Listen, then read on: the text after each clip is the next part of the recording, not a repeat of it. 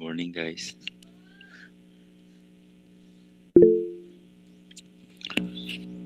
So since parang almost majority naman nandito, murag katunga pa eh. Anyways, so maybe the others are still sleeping because of the cold weather that we have. So as per our agreement, so this day will be the start of our delivery of the report, the topics being assigned to you in each group. So today, the one who will be reporting is the group 8 on the topic about Mother Ignatia's commitment, on how Mother Ignatia commits herself, especially to the God whom he served, and how it influences her entire life. And just a reminder for those who are non-reporters, from topics 9 to 15, your responsibility is to listen and reflect about what the reporters have discussed, and formulate questions. So as you formulate your questions, you can even ask a very personal question like application of the topic on one's life. So mura ka nang, just like questions like um, yung mga naririnig nyo sa Miss Universe. Yeah, just like that. Very personal question.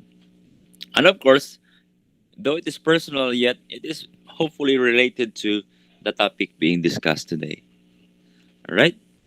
So in asking question, before you ask question, just say first the group where you belong, or just type it in our chat box. For example, you are from group 14, you would say, question sir from group 14. Then state your question. You may raise question by switching off on your microphone and then say it orally, or you can just type it here in our chat box. All right. So to start our session this morning, John Milena, can you please lead us the opening prayer? Hello, sir. Yes, po. Let us feel God's presence among us in the name of the Father, of the Son, and of the Holy Spirit. Amen. O Jesus, to the Immaculate Heart of Mary, I offer you all my prayers, works, joys, and sufferings of this day, in union with the Holy Sacrifice of the Mass throughout the world, reparation for my sins, for the intention of all my associates, and in particular for the um, world peace, that we will be all safe. Um, the pandemic will end soon. May in Jesus' name we pray. Amen. In the name of the Father, and of the Son, and of the Holy Spirit. Amen. Amen. Once again, good morning, everyone. Praise be Jesus and Mary. Now and forever. So, without further ado, let us now welcome the Group 8 for their report, Mother Ignatia's Commitment. So, reporters, you may now start presenting your PPT or your Google Slides before the class here in our Google Classroom or in the Google Meet.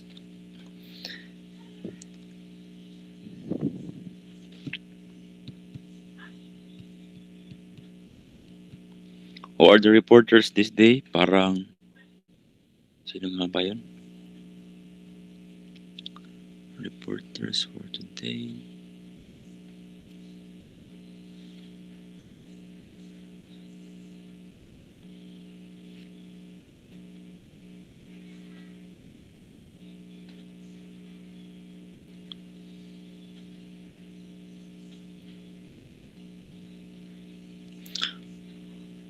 Reporters Colango, Alemania, Barcena, and Montaner. All right, you may now present. So can you please record our session this morning? Thank you. Hello sir, good morning. Visible ba ako ang Yes po, slide? yes po. Thank you po sir. Mm.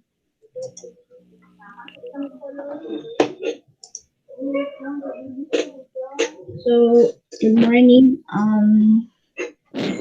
In today's discussion, our topic is all about Mother Ignatius' commitment. So, the learning objectives is learn how Mother Ignatia and the Beatas lived out their call.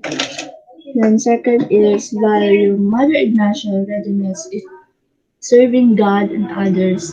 The next is practice and practice the values of competence, resourcefulness, self-reliance in giving service to others.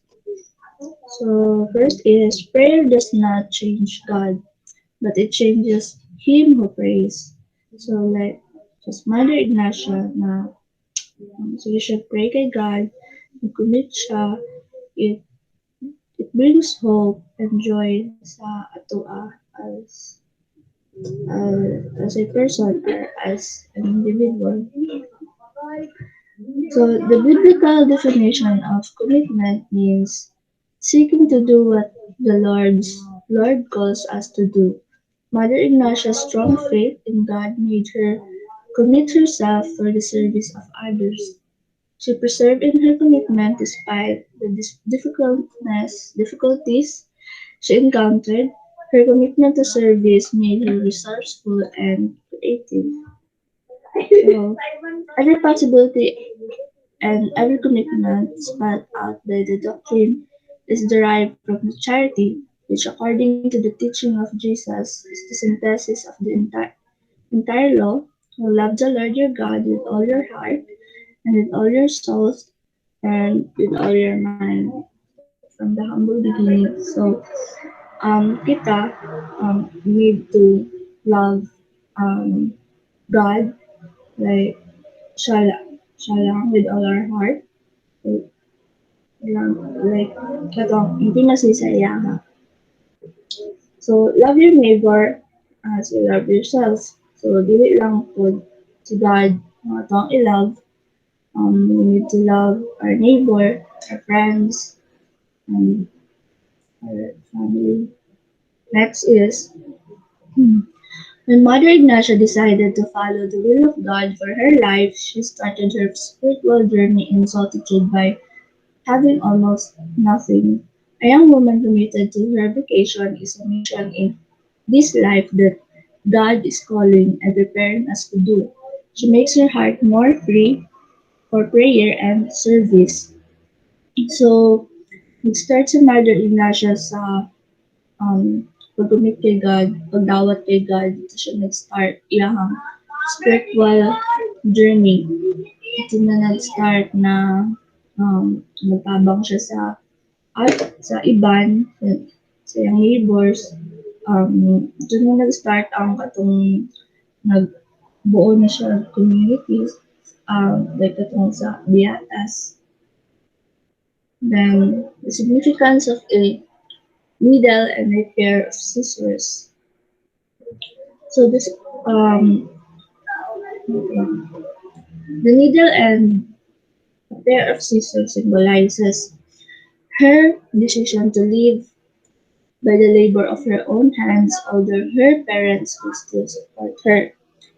These things paved the way for the emergence of their apostolic involvements. So, na-feel ko ni Mother Ignacia na um, naagi diri iyang journey na para gid siya sa serve kay God, na naagi iyang will para dito. So, nag-decide siya na commit kay God instead na kung isa man tong decision sa iyang parents para sa iya.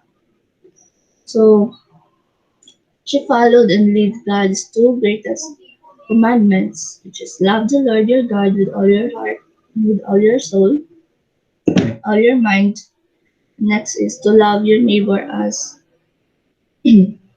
as yourself. So diri na to, nag-commit na siya, nag-serve na siya kay God, nagbuo na siya um, community para makahelp po siya sa iban. And Mother Ignacia committed herself to serve teaching the poor, sick, and those who are in need, not only to her Beata, but also to her neighbors. So, nakapinabasa na when you commit daw, it brings joy and hope to others. Like, share po nimo kung sa imong mga nahibal-an or sa imong experience to inspire others. So, just like Mother Ignacia din, na nag-teach siya or nag-serve din siya sa others. So, that's all, sir. Thank you.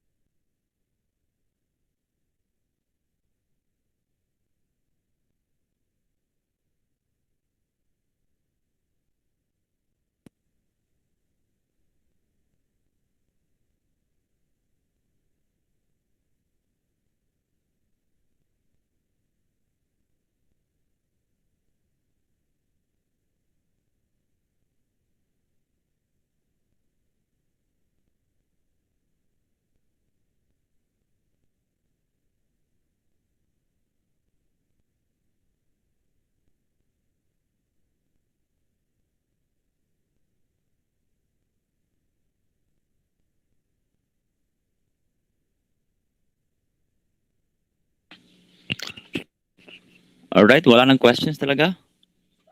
Wala na, sir. Wala, Jud. Final na, sir. Again, that is your quiz. If you will not add questions, wala kayong quiz this day. Basig unya pa, sir. Alright. So, I forgot to check the attendance. Can you please react happy in our chat box for that attendance? Thank you. So maybe I will be the one who will ask questions na lang muna. Maybe there's somebody else who will be inspired to ask questions. Again, I just need at least one question from its group who are non-reporters. And it is already, your question is already a perfect score on behalf of your group on your quiz for this day.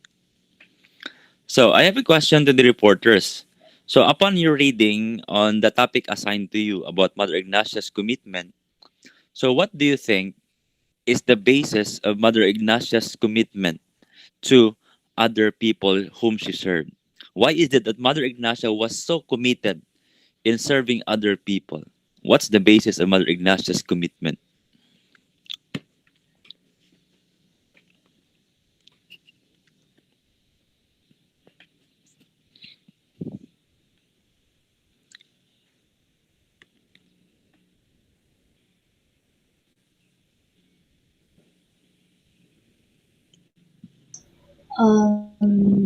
Sa ano sir, like nakita niya na ibang tao na nag-struggle, like mga hardship mo tas Mm-hmm. mga um, na isipan niya na mag-commit and mag-serve to others sir para ma-share niya ang iyahang knowledge about God or ang iyahang experience with God para Mm-hmm. ma-grow pud tong ibang tao as individual, grow ilahang faith ug maka-commit pud sila kay God. Mao to sir, o ang ano. All right. So you are saying that Mother Ignacia was very committed to the people whom she served because she found out that the people who surrounds her were struggling. All right. There, Yes sir. you have some points there, but what do you think is the when was the commitment of Mother Ignacia to other people started? Ano yung driving force ni Mother Ignacia kung bakit she really commits her entire self in serving other people?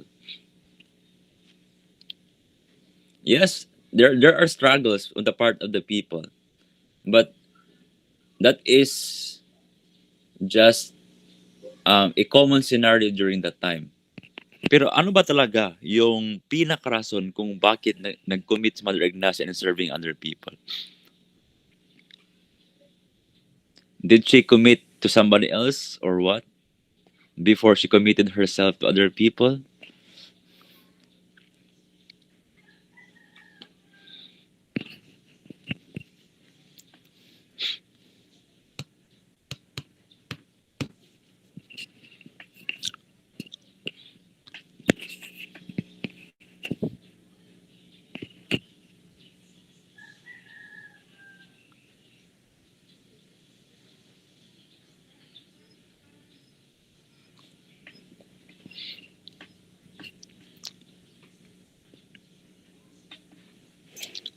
Reporters, how about sino ba yung present dito? Colango, are you there?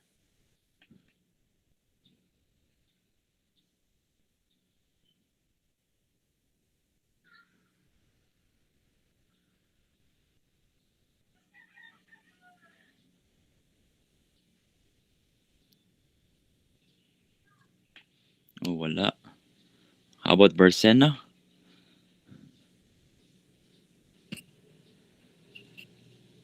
All right, Cedrix, Bersena. What can you say to my question?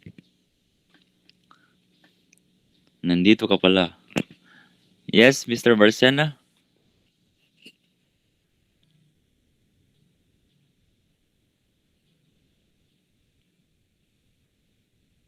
Or maybe Mr. Montaner can say something. Mr. Tristan.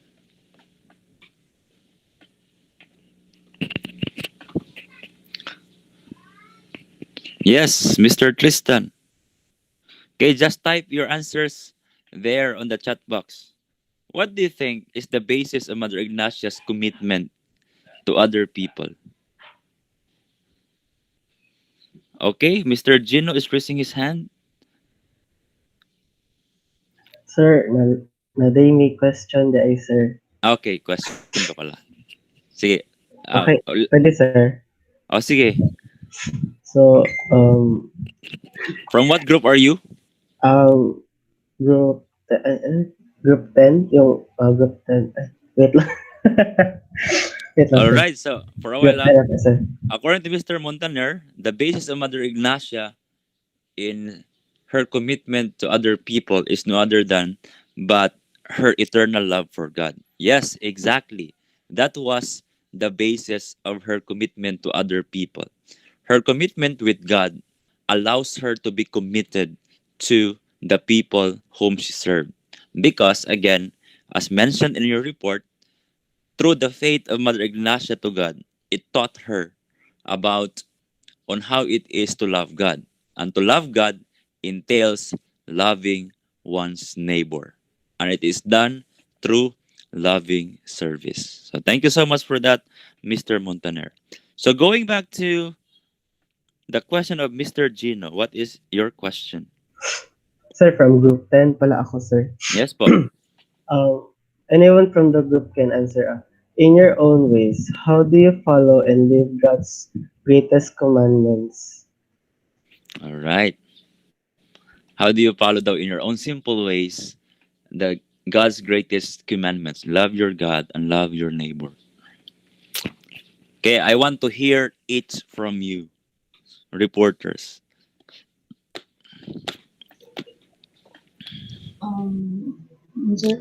Pwede paki-repeat sa question po. So in your nasa chat box, in your own ways, how do you follow and live God's greatest commandment?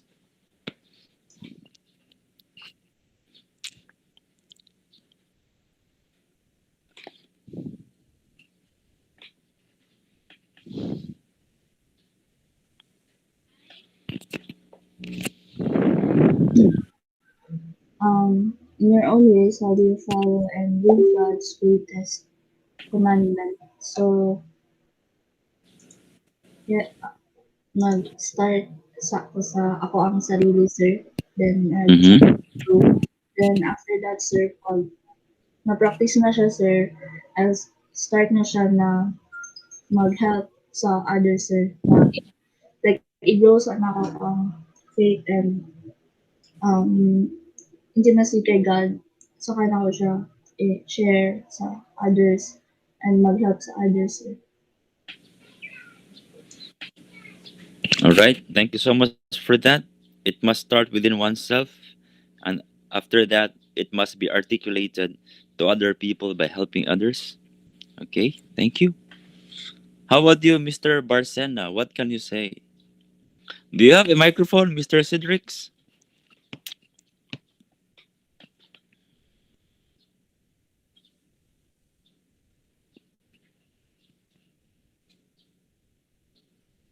Nagaklase akong mama. Okay. So what was your what will be your response to the question of Mr. Sino ba yun? Gino? Just type it there in our chat box. Okay, while waiting to the answer of Mr. Sidrex, let us entertain another questions here. Question from Group 9. What did Mother Ignacia do to remain committed to her ideals?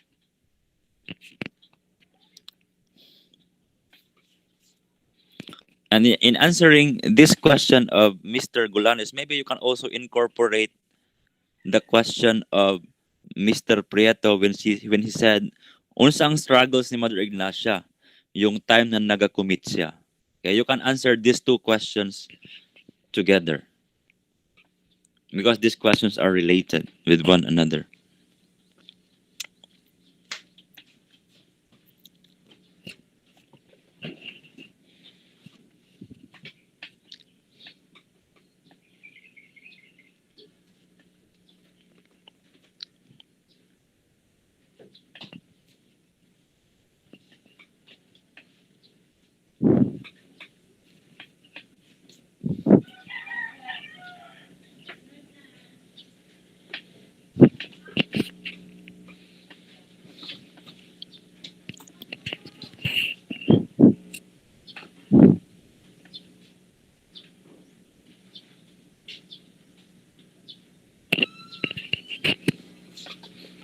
All right, reporters.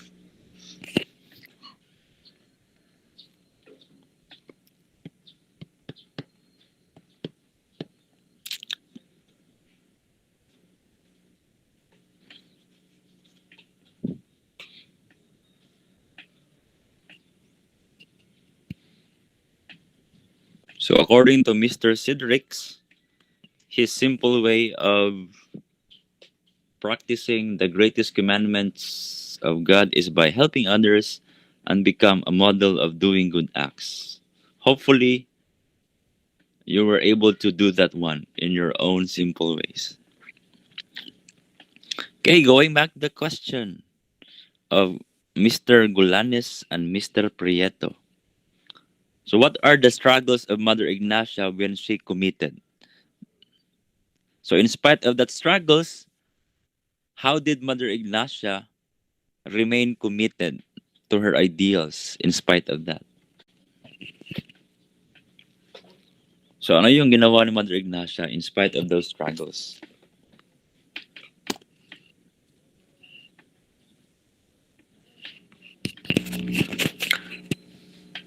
All right, Miss Camille. It seems that you're the only one who has a microphone here.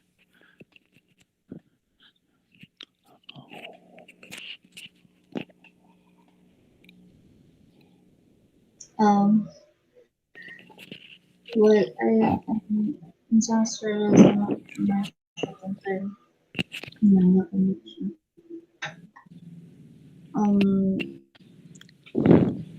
Katong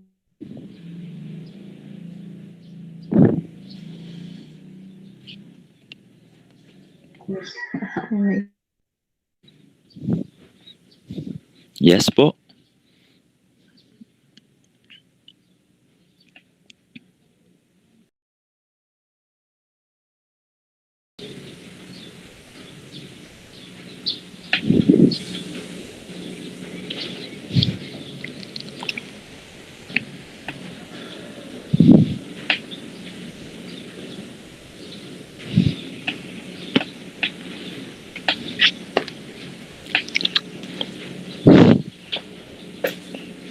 All right, reporters.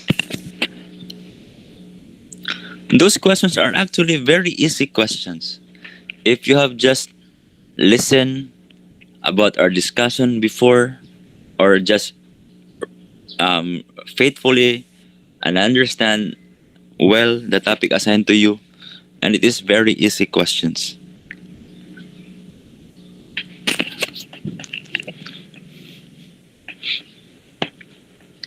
Just recall Mother Ignatia's life story and then answer the questions.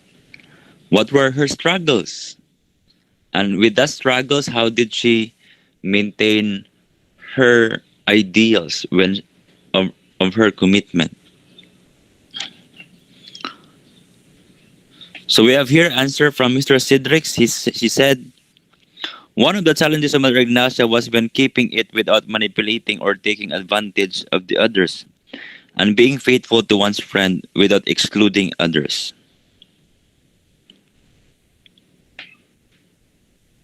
All right? Can you please give details about this? Ano yung mga struggles talaga ni Mother Ignacia? Very clear struggles. And it is even true to us. And we can even relate it. So another question here from Group 15. Why Mother Ignacia committed herself to serve teaching the poor? Yeah, it was already been answered by Mr. Tristan. She commits herself in teaching the poor because of her commitment to God. That was the starting point of her commitments to all other commitments.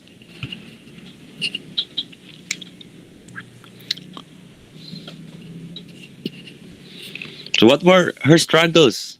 Start from the moments when she decided, then what were her struggles? So ano yung mga struggles din niya when she started the community? Just mention, there are so many struggles that I have mentioned in our previous discussions. And then with all the struggles, how did she maintain her ideals by having such commitment with God?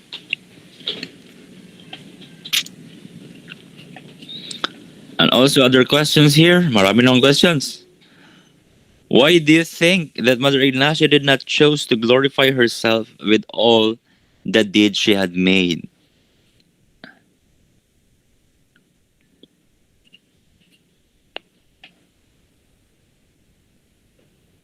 And group 11 question, how did Mother Ignacia persevere in all the difficulties that she encountered? So here, the question of Mr. Delgado, question of Mr. Gulanes and Prieto are very much related. You can just answer this one by one statement or one answer with all these three questions. Yes, Miss Camille. Why do you think that Mother Ignacia did not choose to glorify to to glo- to glorify herself with all the deeds that had made? Mm-hmm. Because she knew that upon doing all those deeds, she was inspired by God. Her Yeah. inspiration and glorification came from God. All right. So with that being said, Mother Ignacia did not choose to glorify herself with all the good things that she have made. It's because again, in the very beginning, she knew very well that what she was doing is not his her own making. It was through her commitment with God that she was able to do it. And thus everything that she do is offered back to the one who inspired her to do an act of service, who is God Himself. So Mother Ignatia's apostolic service is her way of glorifying the God whom she loved. Because again, her primary intention why she involved herself in all those apostolic service, it's because she wanted to allow the love of God to be something concrete or to be felt by the people whom she served. So after all, Mother Ignacia remains to be a humble servant. As a humble servant, he or she did not give credit to what she have done, but instead she allow everything that she had done to glorify the name of God whom she loved. Okay, that's it. Next. So for response of Mr. Cedric's for group 13 question, because Mother Ignacia, good deeds were done by deep. All right. So that would be also an additional answer for this. Okay, going back to the questions of Mr. Delgado, Mr. Gulanes, and Mr. Prieto.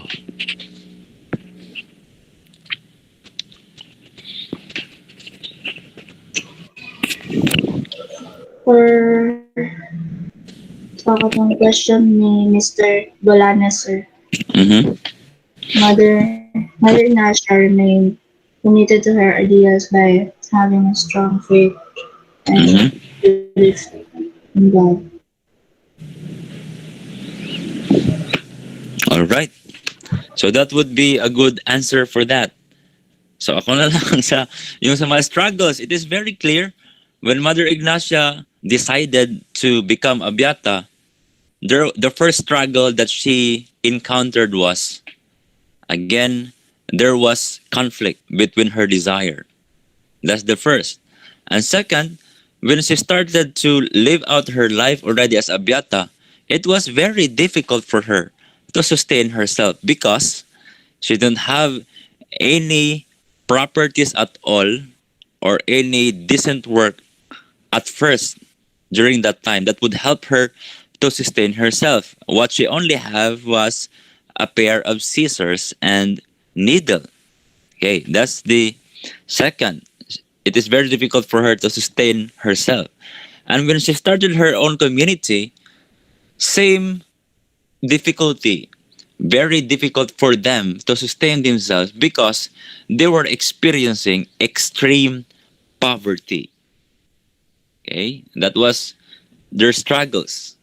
And most or some of the Beatas were already discouraged because most of them are coming from a well-off family. And when they started to live their life together with the community that Mother Ignacia have founded, they experience poverty. And it is very difficult for them to sustain their daily needs.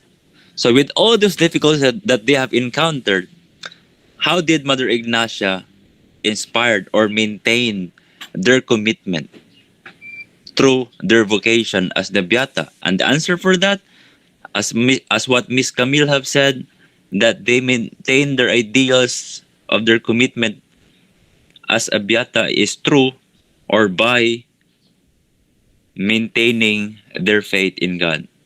Because they firmly believe that since God called them, then God will not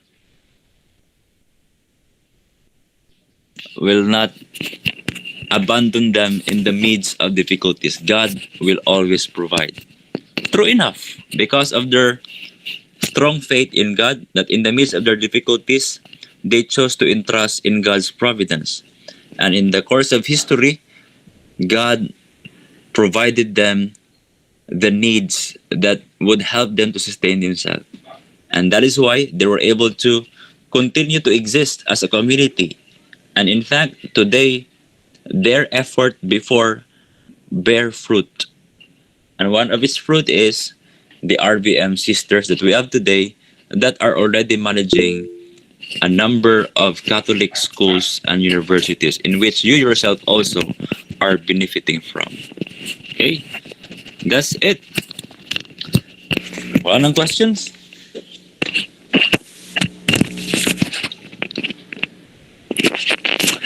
All right, so thank you so much for those reporters for today, and thank you for the participation of those who are non-reporters in asking questions. So before we will separate ways, so I just want to synthesize what the reporters have said.